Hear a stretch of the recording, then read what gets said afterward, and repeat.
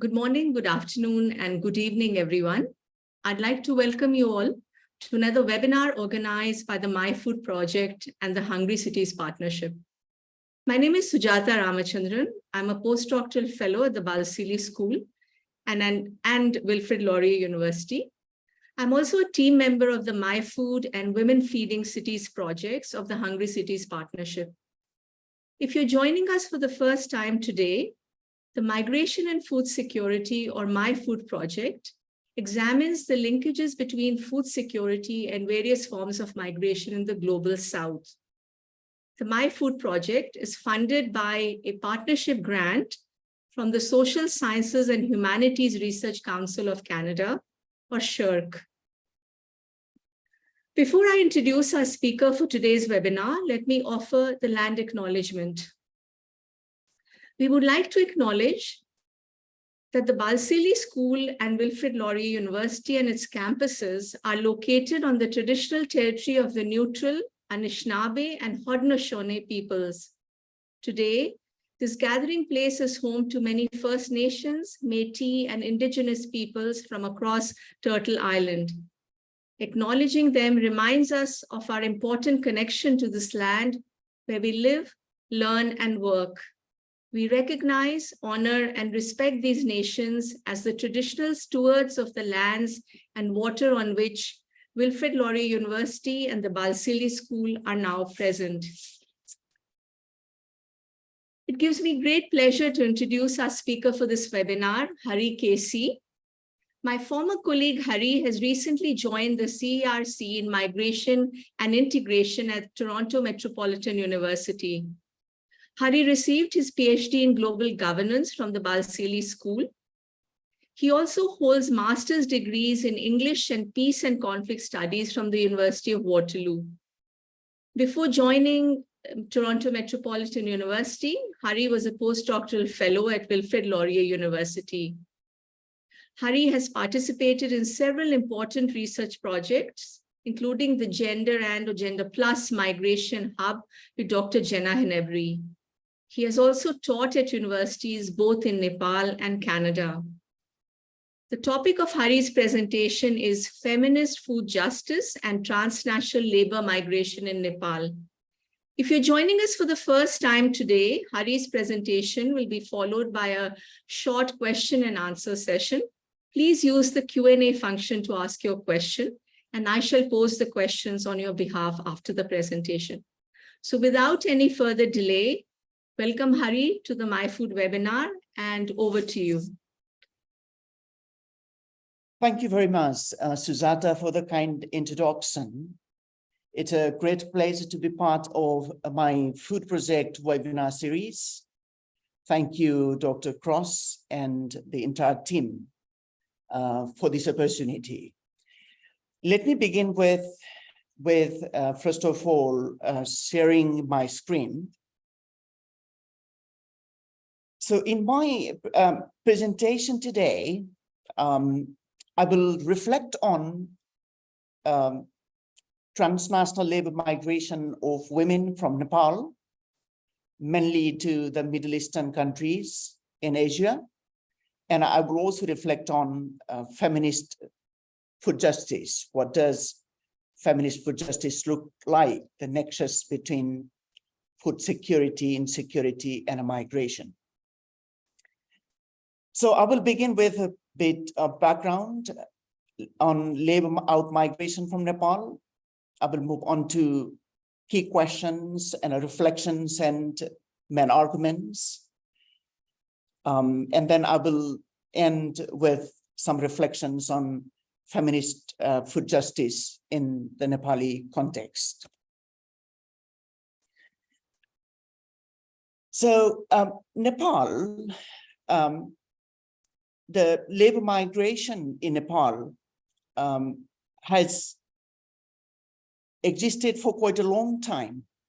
And according to Nepal Labor Migration Report 2022, 4.5 million Nepalese were issued work permits to work overseas, mainly in the Gulf Cooperation Council countries, Malaysia, South Korea.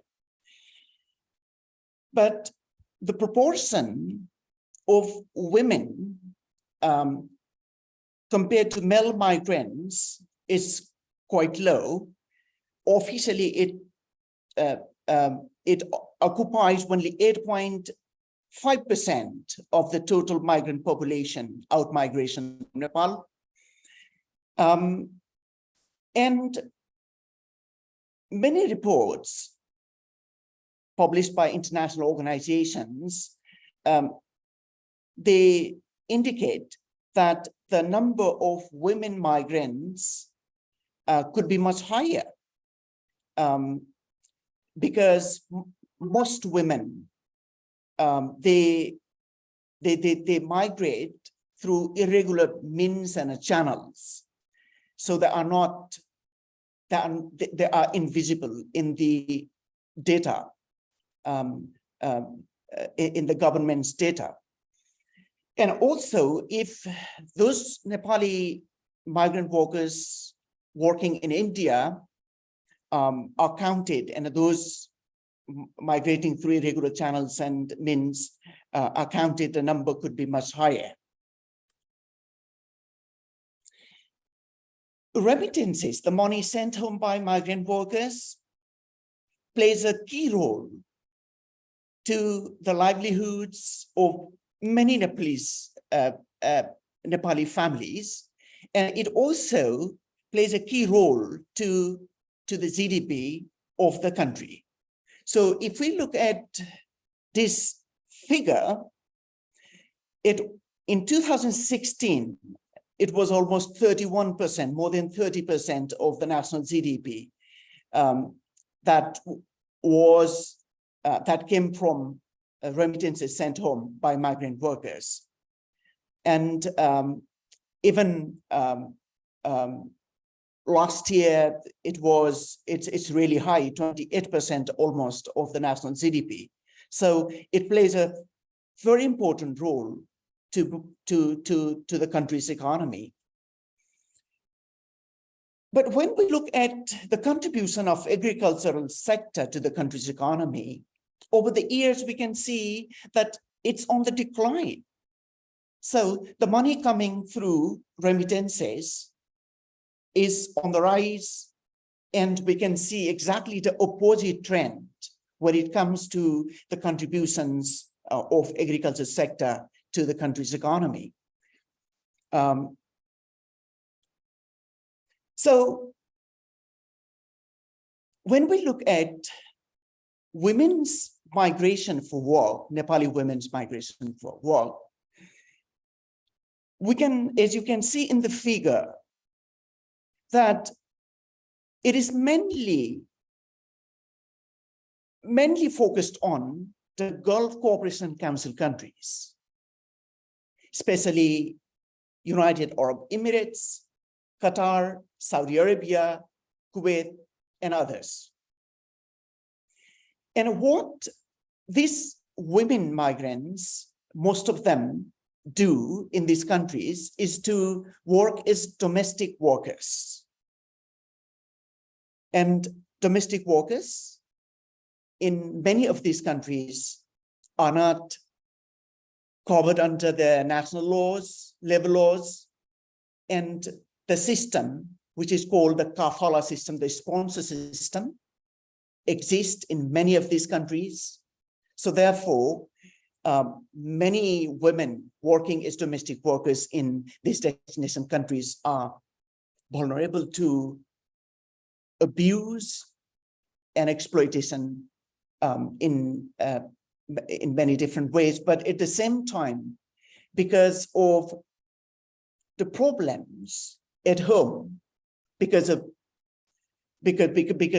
a number of driving forces, drivers, I will talk about it shortly, they have no other option, viable option.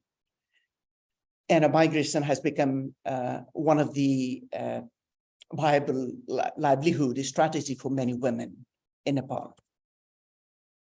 So these are the two questions I will reflect on: the nexus between women's migration and food security or insecurity in the context of Nepal. And the second question, what does feminist food justice look like for both migrant and non-migrant women? So my presentation, I draw on qualitative data gathered through my multi-sided ethnographic fieldwork conducted in Nepal and 3 destination countries in the Gulf region, Qatar, Kuwait, United Arab Emirates, and data collected through women migrants, migrant returnees, and other stakeholders. And also, I will also draw on my own lived experience because I was born and brought up, lived and worked in Nepal before I came to Canada in 2011. So I will also draw on my lived experience in my presentation today. So these are the key arguments I'm trying to make. Women's migration has produced quite complex and contradictory impacts and implications when it comes to food security and food sovereignty. And these contradictions are clearly manifested, have clearly manifested in both rural and urbanized and newly urbanizing places of the country under the various, under the pressure of various forces of globalization and of various gender oppressive systems that exist at home. And I will end with some reflections on feminist food justice approach. So looking at this 4-dimensional approach to food security, these 4 dimensions are very deeply gendered. And food security or the conditions of food insecurity are very important factors for women's migration. But very surprisingly, there is very limited work that has been carried out that especially looks at women's migration for work from the perspective, conceptual framework of food security. So I want to point out a couple of potential reasons why there is not really much work done on women's work from food security perspective. Number one, food security, both in public policy and political discourse, is the main focus is placed on the availability of food. And since Nepal has become a part of global economy, global markets, there is food available, especially foods, imported foods, and especially foods produced and manufactured by multinational companies. So therefore, the focus is on this availability of food, the food that is available on the market. So therefore, this discourse, I mean, especially this angle, this framework, I think is largely missing. And number two, especially most women migrating for work in these destination countries, these are from lower middle class families. So also talking about food insecurity or confessing food insecurity within their households is to some extent a kind of taboo. They don't want to talk about it. They don't want to confess the shortages of food. So these are potentially the reasons, but this is again another big, could be another very important research question. So my argument is that food insecurity, nonetheless, is at the core of women's migration for work. Now let's begin. Why food insecurity is at the core of women's migration in Nepal? Let's now look at the local context. So based on my data, patriarchy, there is a nexus, very strong nexus between patriarchal system, social system, and a migration and a food insecurity nexus. Especially even some data from reports from international organizations, they have also noted that malnutrition is really a huge problem, especially for pregnant women, lactating women,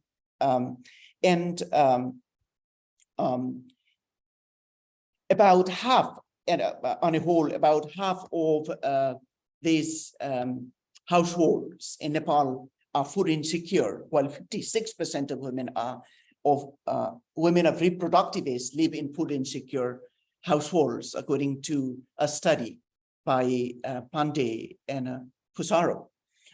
So, in this context, in the patriarchal system, what is it that really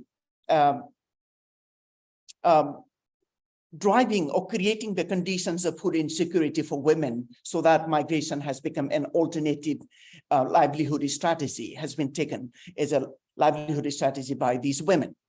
Number one, reproductive work, and also production, food production, especially in small scale farms.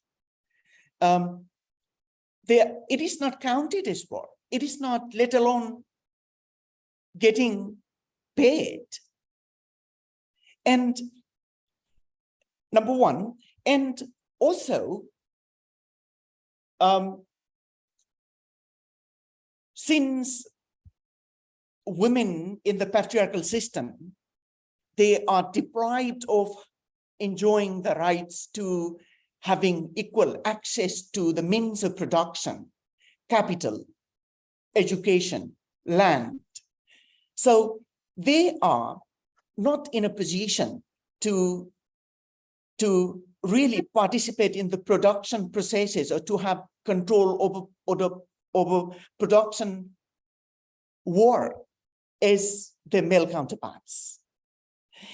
And the other factor is, since many male members, especially husbands of these migrant returnees I talked to in the field, and also migrant workers, their husbands were doing nothing. They were employed. So that put additional pressure, responsibility on women for their families' livelihoods, for the children's education. And also, putting food on the table in the patriarchal society is considered to be the job of, or responsibility, sole responsibility of women. So when it is time for dinner or lunch, the family members, they want food on the table, whether there is money in the house to buy food, they do not care about it, but women have to cook food, prepare food, and put it on the table for their families. So therefore, patriarchy is patriarchal systems of oppression and discriminations are at the center of creating these conditions of food insecurity for women, which in turn propel these women to migrate for income.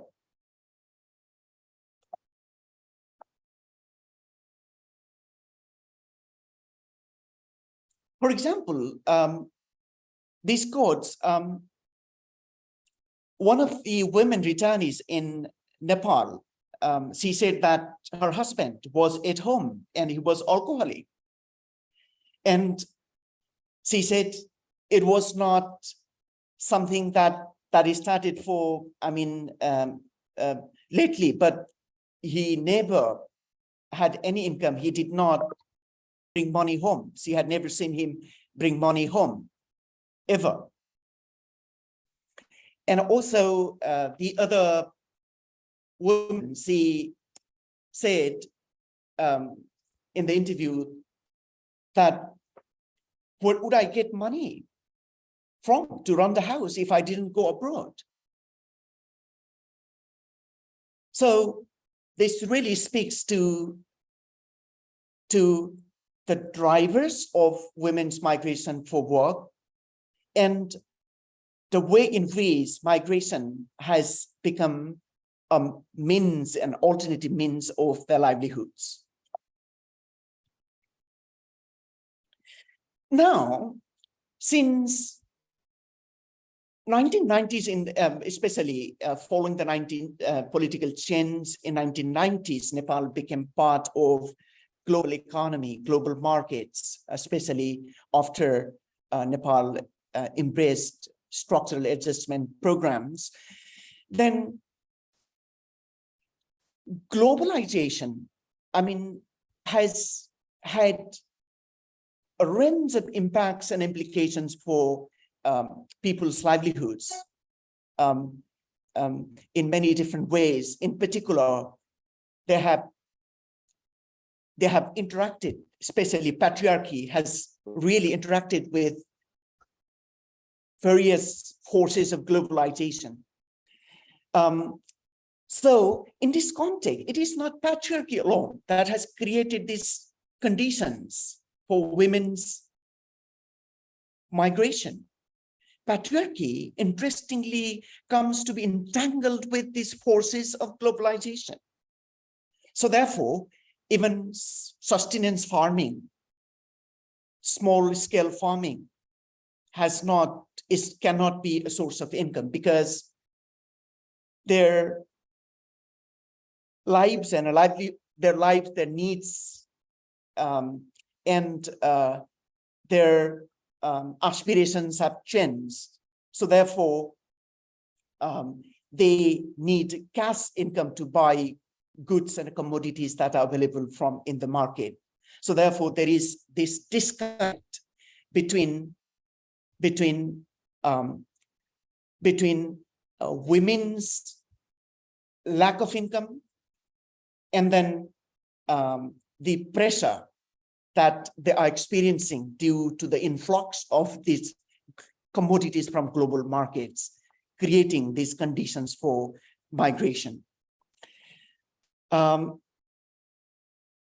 also, this is in the second quote, one of the women in a focus group discussion, she pointed out that one of the reasons, motivating factors behind migration was that we could give children food like others do.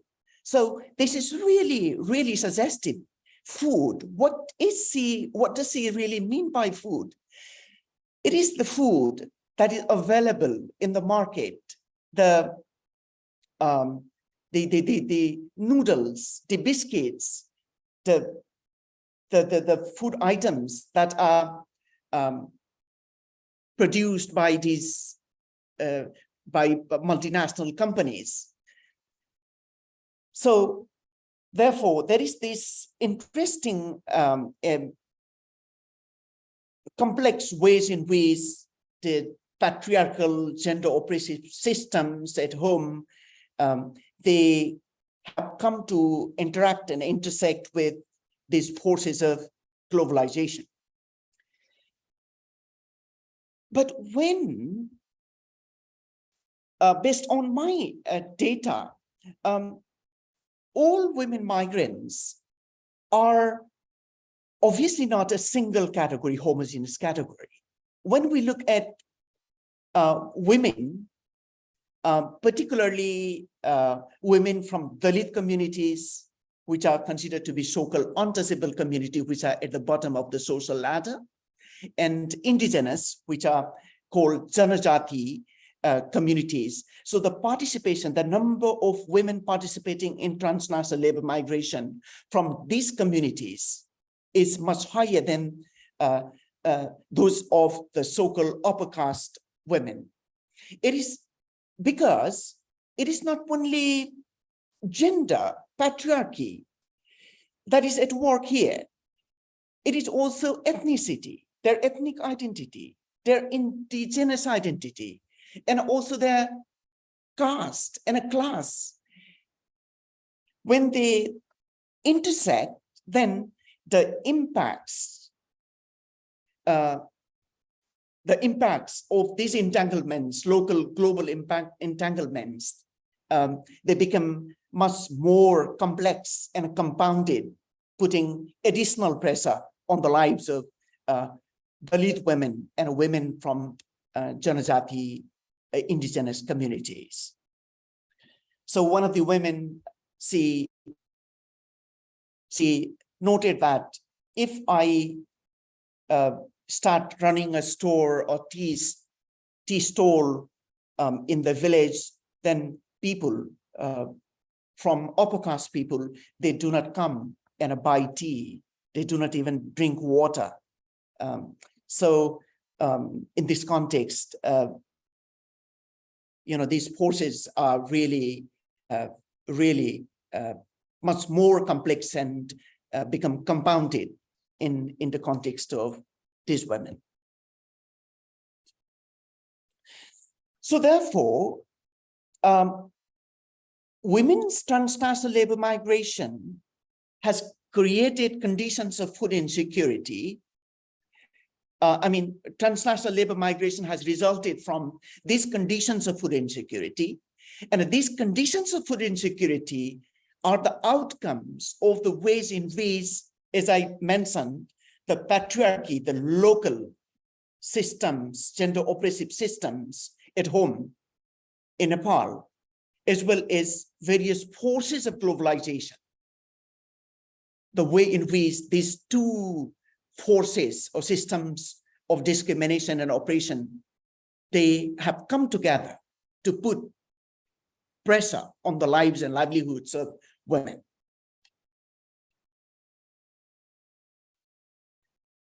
So therefore, migration in this context has become a means of alleviating the immediate conditions of food insecurity, because it has provided them with cash income with which they can buy foods and other items of their daily needs.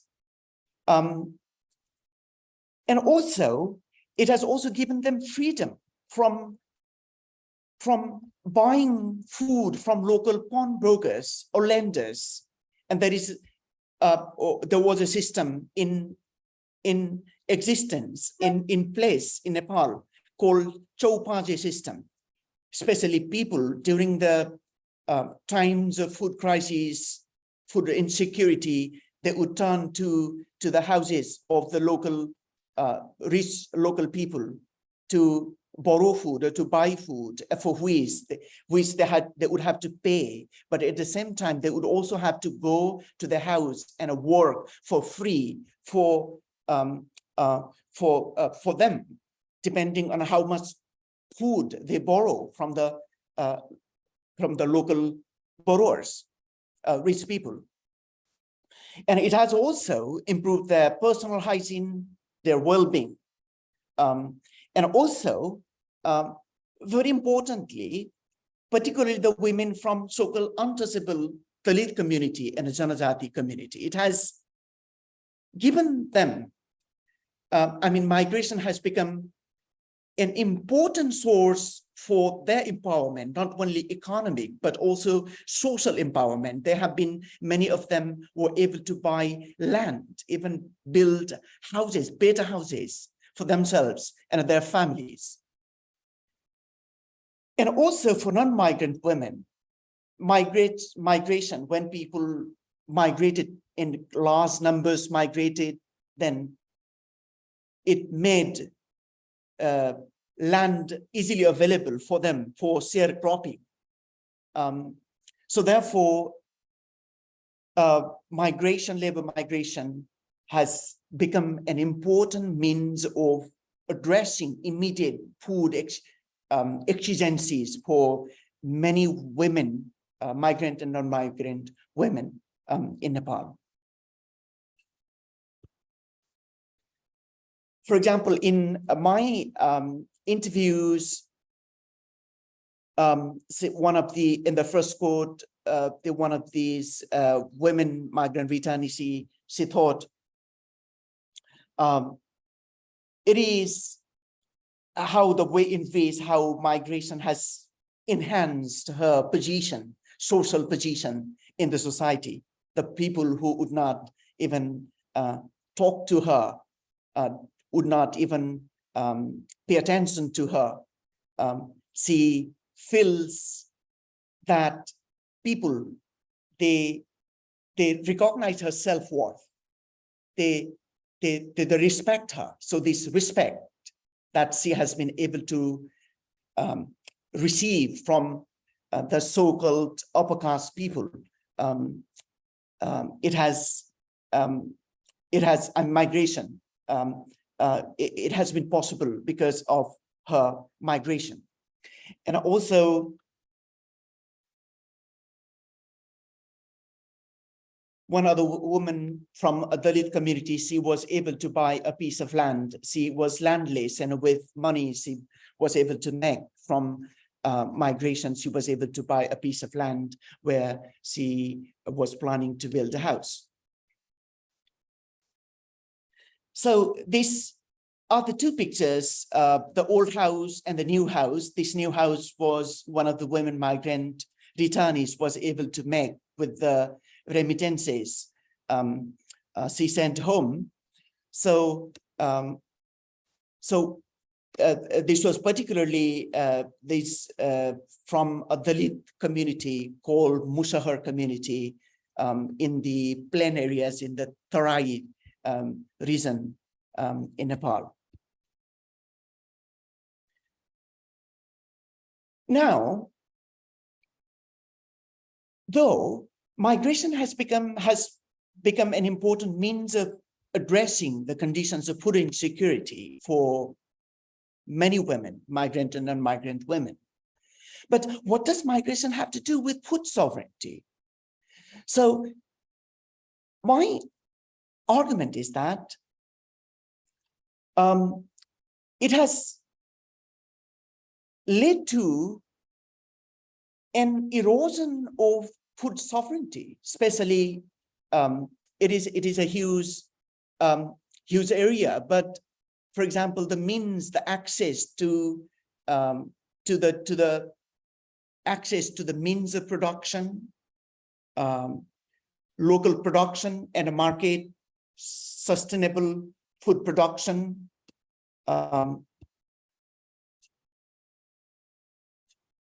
in many ways, it has led to an erosion of food sovereignty. So some of the important ways in which food sovereignty has come under threat is overdependence on food imports.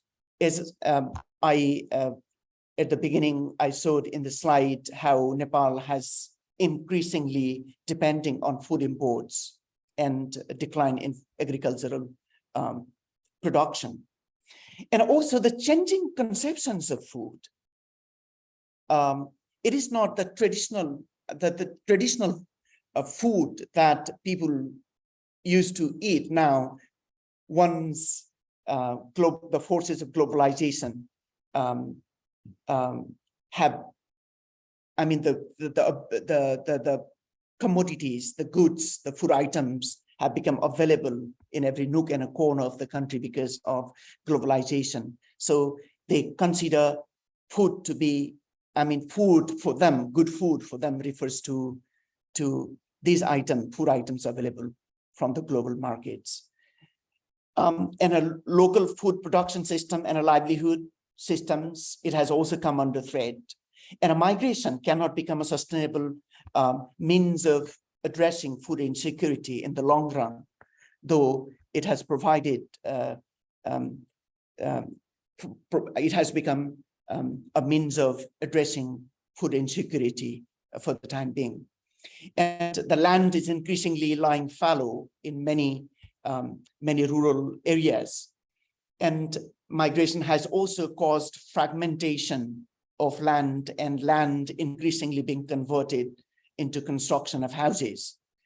And also because of the remittances, inflows of remittances, there has been increased, it has had impact on prices of local goods, and impacting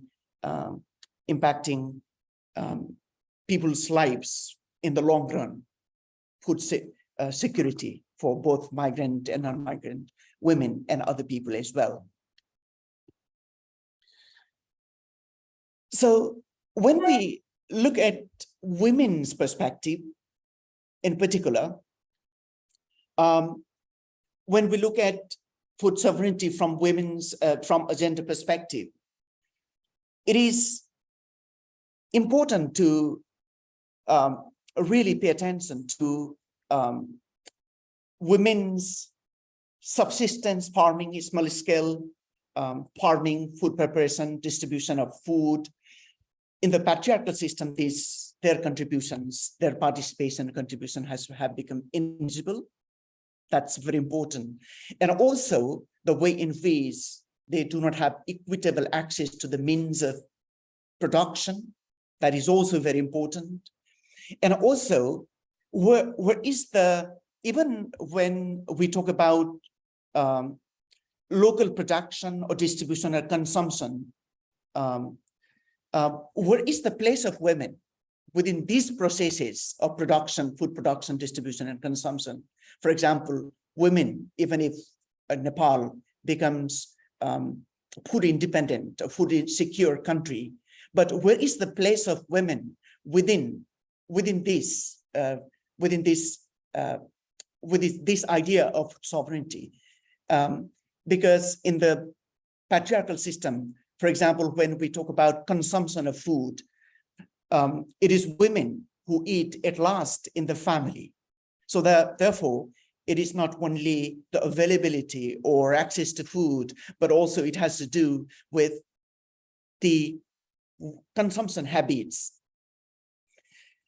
And social recognition of women's work in both production and reproductive work, and also the control over the use of remittances. For example, many women I talked to, they would send money home and their husbands were just waiting for the money to be sent home. And it is not women who had control over the money. It was their husbands who used money, and in some cases even misused money. So therefore, in the context of women, I think without going into the differences or distinctions between theoretical distinctions between these different conceptions, between food security, food justice, and food sovereignty, and also the overlaps, what is really important, I think, is to develop an integrated framework, which I argue intersectional feminist food justice, that really builds on these conceptual frameworks. And this means that there is a need to equally pay attention to activism, policy, and politics, and a multi-dimensional dimensionality, the social, cultural, political, and economic domains, and also multi-skilled and multi-sided. Multi-skilled, the individual at home, family, community, nation, and also transnational. But at the same time, when it comes to women migrant workers, multiple sites, it is important to pay attention to their rights in multiple sites in the country of origin, Nepal, transit country and a destination country. Okay, thank you.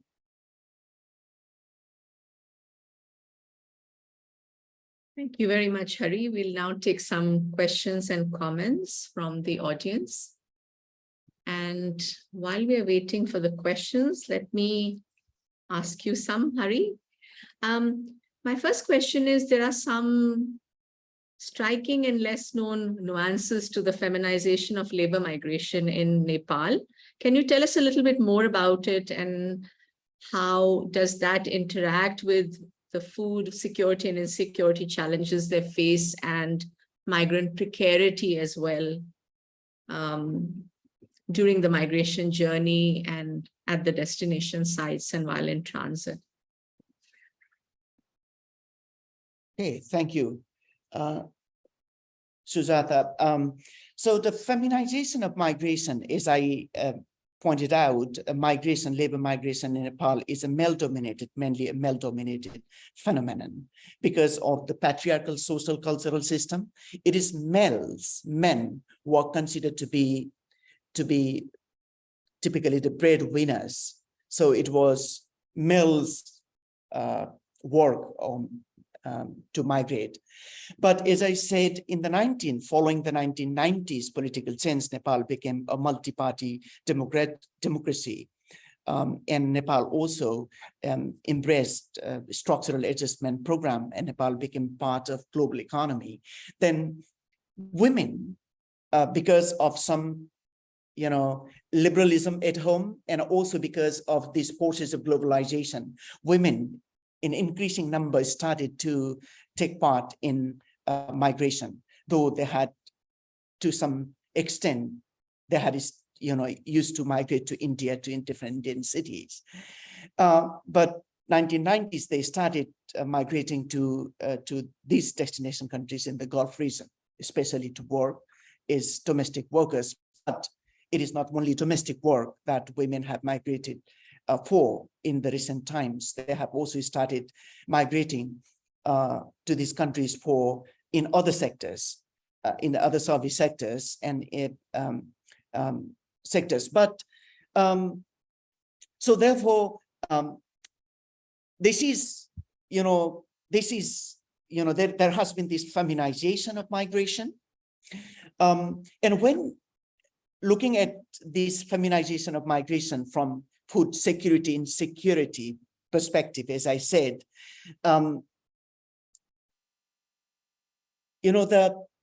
these conditions of food insecurity are primary drivers.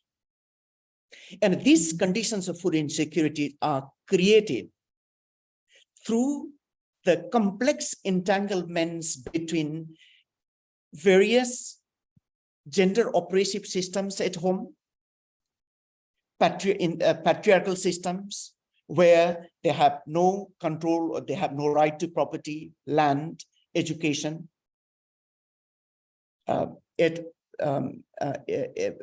an equal footing with their male counterparts.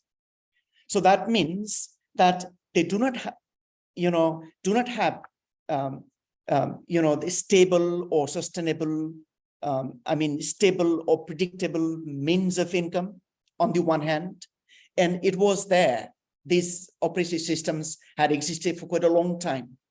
But after the 1990s, after the globalization, global goods, global markets, they became part and a parcel of their lives. So they created, the global forces, these translocal global forces and the local gender oppressive systems. When they came together, when they interacted with one another, they produced heightened impacts and implications on the lives and livelihoods of women, creating conditions of amplifying conditions of food insecurity. So therefore, this is how I look at the feminization of migration in the context of women and how it relates to the conditions of food insecurity. But when it again comes to the second part of your question, precarity, there is definitely this precarity. And precarity is created by, created in multiple, I think in multiple, especially in the destination countries, because many of these women, especially who migrate for domestic work in the Gulf countries, they migrate through irregular channels, informal means of migration, because Nepal and India share an open border. And with the help of, in the local language, in the Nepali language, dalal agents, by paying money or not paying them, because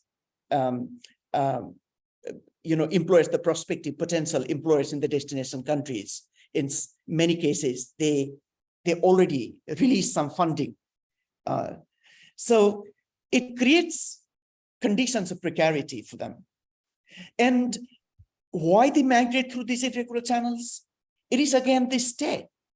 The government has imposed bans and restrictions, legal bans and restrictions on women's migration for domestic work.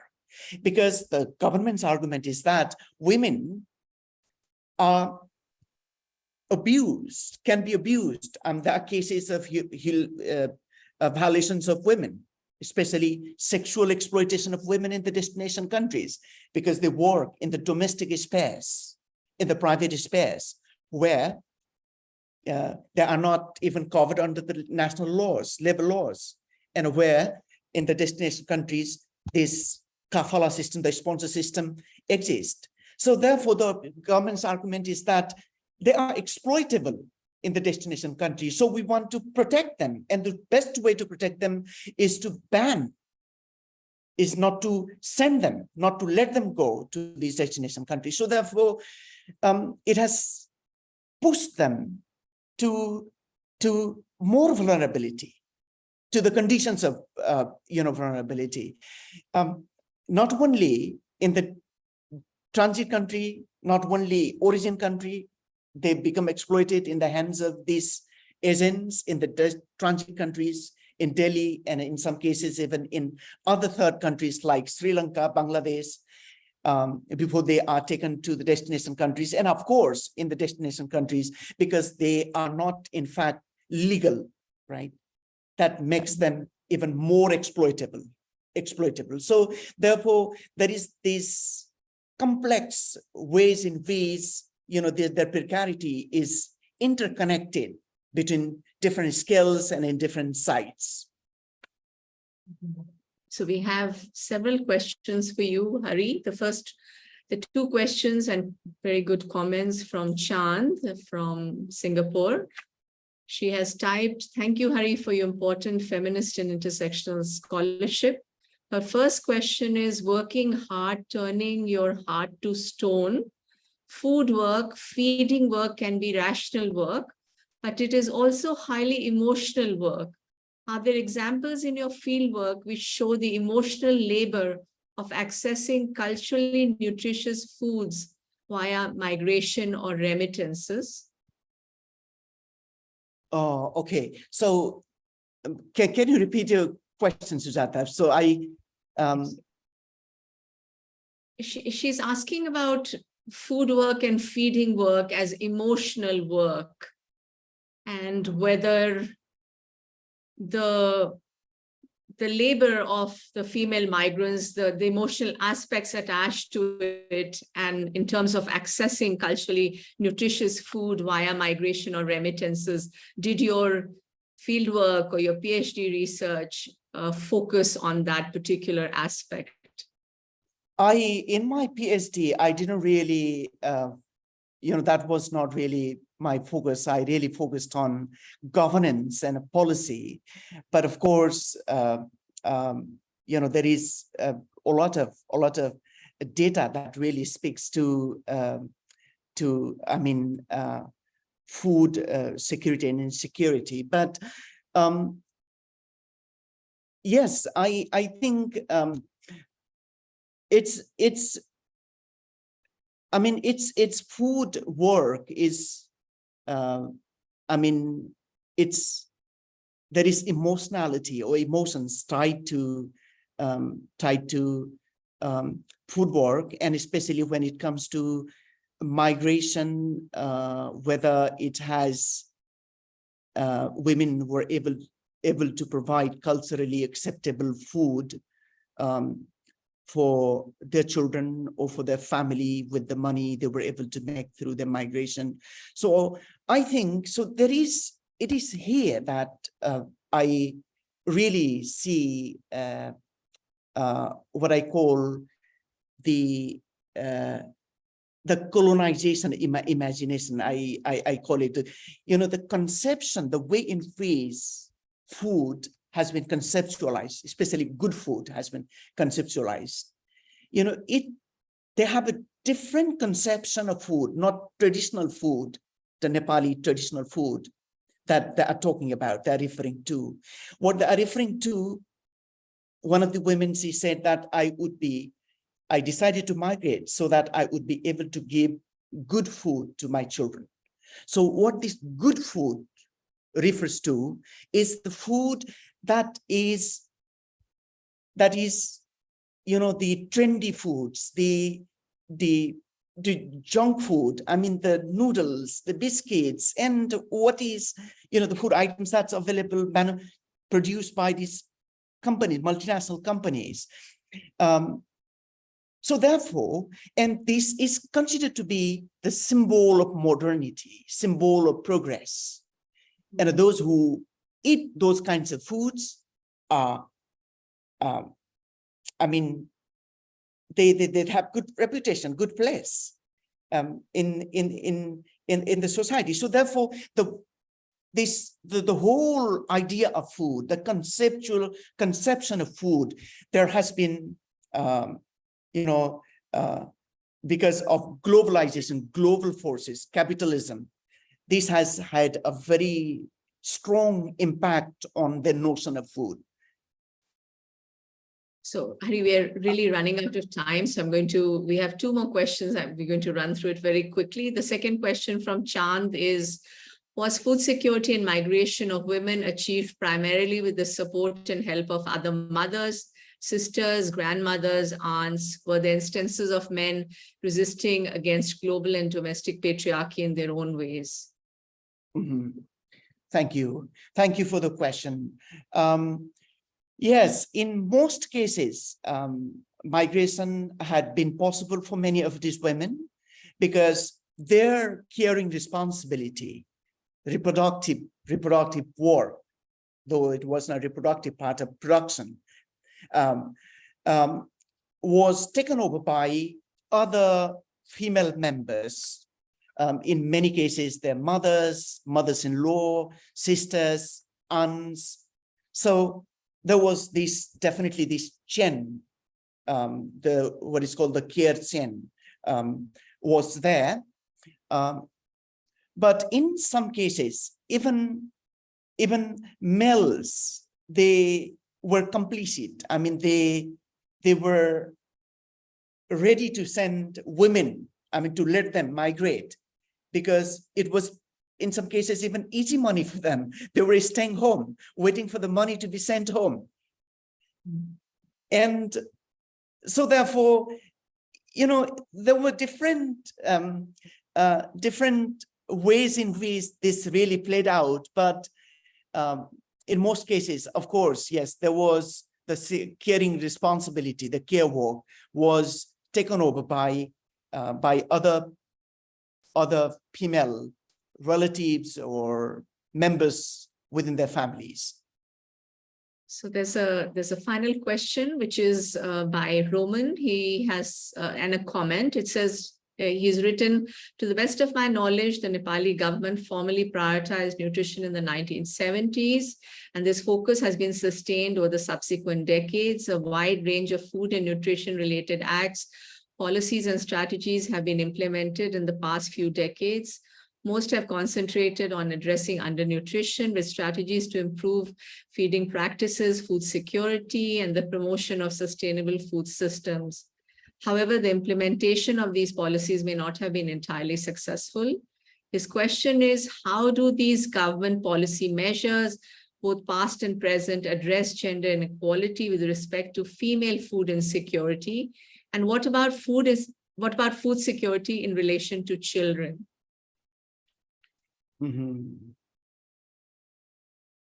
Very important questions. So thank you for your question. And I think a lot of these programs and policies of the government of Nepal, with the support of many international organizations providing food aid to address the challenges of food insecurity. When we look at them from, I look at this from a gender perspective. So I think it has to focus on both, providing food aid to those who are in desperate need or who are going through the conditions of food insecurity, the problems of food insecurity.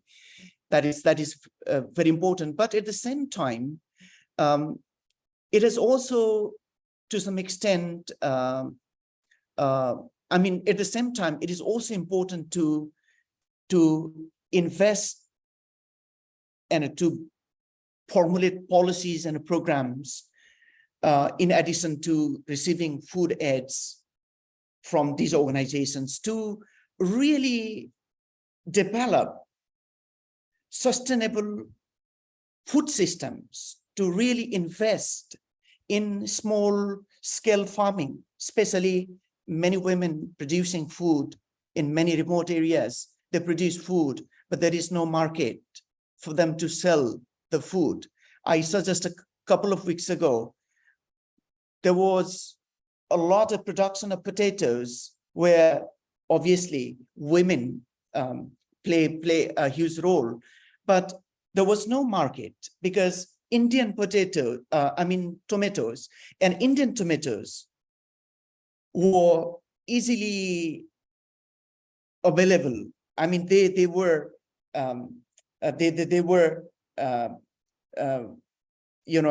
the price was competitive, Indian tomatoes, and they were wasted, and there was resistance. They protested against the government policy. So therefore, it is very important where women are involved, in what ways in the food system, production system. So it is really important to really invest, really pay attention to those areas. I think, and the second part, I think, what was the second part, Sujata, of the question? We've really run out of time. Perhaps just a sentence or two on food security in relation to children.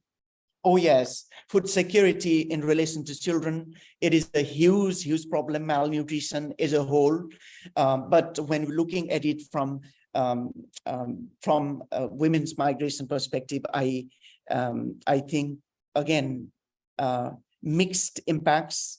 In the first place, many women, they leave their small children who are deprived to go to migrate, and these children are deprived, first of all, from breastfeeding, which is the primary food, most humane and a cultural food of all human beings.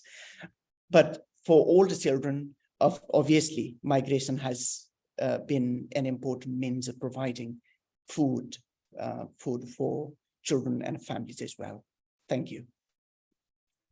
Thank you so much, Hari, for this really interesting and insightful presentation. I'm really looking forward to reading the paper that you're developing based on the research that you presented today, and we hope to include it as part of the My Food Working Paper series. Thank you. And thank you all for attending this webinar. We look forward to welcoming you again to another webinar, another of our My Food webinars in the next few weeks. Thank you very much and goodbye. Thank you. Thank you, Sujata. And thank you. Thank you. Bye.